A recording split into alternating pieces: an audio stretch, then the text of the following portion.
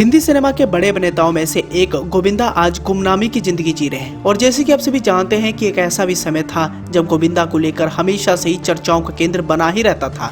90 का दौर की बात करें तो गोविंदा के लिए सबसे बढ़िया दौर था और इसी दौरान गोविंदा ने जो स्टारडम हासिल कर लिया था उसे हासिल कर पाना उस समय के बड़े बड़े सुपरस्टारों के बस की बात नहीं थी। आलम तो यूँ था कि सदी के महानायक अमिताभ बच्चन के सामने भी गोविंदा का कद काफी ज्यादा बढ़ गया था और उस समय तीनों खान्स की भी वो छुट्टी कर चुके थे। अपने दौर के सबसे बड़े अभिनेता के तौर पर जानने वाले गोविंदा आज गुमनामी की जिंदगी जीने पर मजबूर हो चुके हैं। उन्होंने कुछ अपने शानदार फिल्मी सफर के दौरान गलतियां की, जिन गलतियों का खामियाजा आज वो भुगत भी रहे हैं। जैसे कि आप सभी जानते हैं कि गोविंदा ने अपनी पर्सनल व प्रोफेशनल लाइफ से खूब सुर्खियां बटोरी हैं। उनकी पर्सनल लाइफ की बात करें तो कई सारे उनके बॉलीवुड फिल्म इंडस्ट्री में दोस्त रहे हैं जिनके लिए गोविंदा कुछ भी कर गुजरने के लिए तैयार रहते थे और उन्हीं में से एक थे संजय दत्त। बड़े पर्दे पर गोविंदा और संजय दत्त की जोड़ी को लोगों ने बहुत ज्यादा पसंद किया और ये जोड़ी पर्दे के पीछे भी काफी ज्यादा हिट रही। गोविंदा संजय दत्त के लिए कुछ भी कर गुजरने के लिए तैयार रहते थे, लेकिन बाद में ऐसा क्या हो गया कि गोविंदा और संजय दत्त एक दूसरे को देखना तक पसंद नहीं करते थे।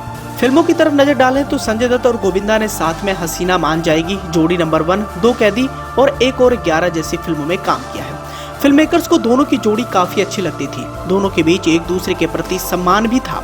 साथ में काम करने के दौरान अगर गोविंदा कभी सेट पर लेट आ जाते थे तो संजय दत्त ने इसे लेकर एतराज नहीं जताया, लेकिन कुछ वक्त के बाद दोनों के रिश्तों में खटास आ गई। ये शुरू हुआ डेविड धवन की फिल्म 1 और 11 से। इस फिल्म में संजय दत्त और गोविंदा दोनों लीड रोल में थे। फिल्म की शूटिंग के दौरान एक सीन को और अच्छा बनाने के लिए गोविंदा उसमें कुछ तब्दीली करना चाहते थे। उन्होंने जब डेविड धवन को इस बारे में बताया तो उन्हें उनकी बात पसंद नहीं आई और उन्होंने सीन में बदलाव करने से साफ इनकार कर दिया। तभी संजय दत्त भी वहां पहुंच गए और उन्हें जब सारा मामला पता चला तो उन्होंने भी दखल अंदाजी करते हुए डेविड धवन की साइड ली।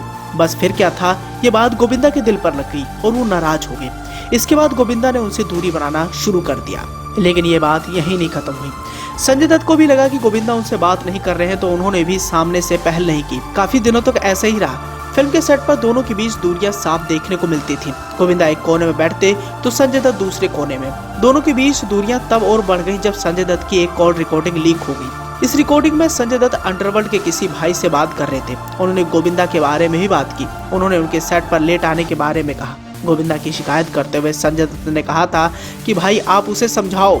ऐसी भी खबरें थी कि इस दौरान संजय दत्त ने गोविंदा को गाली भी दी थी। इस वाक्य के बाद दोनों के बीच में दूरियां बढ़ती चली गई और बाद में भले ही गोविंदा और संजय दत्त के बीच में सुलह हो गई, लेकिन वो पहले जैसे दोस्त नहीं बने जैसे कि वो शुरुआती दौर में थे।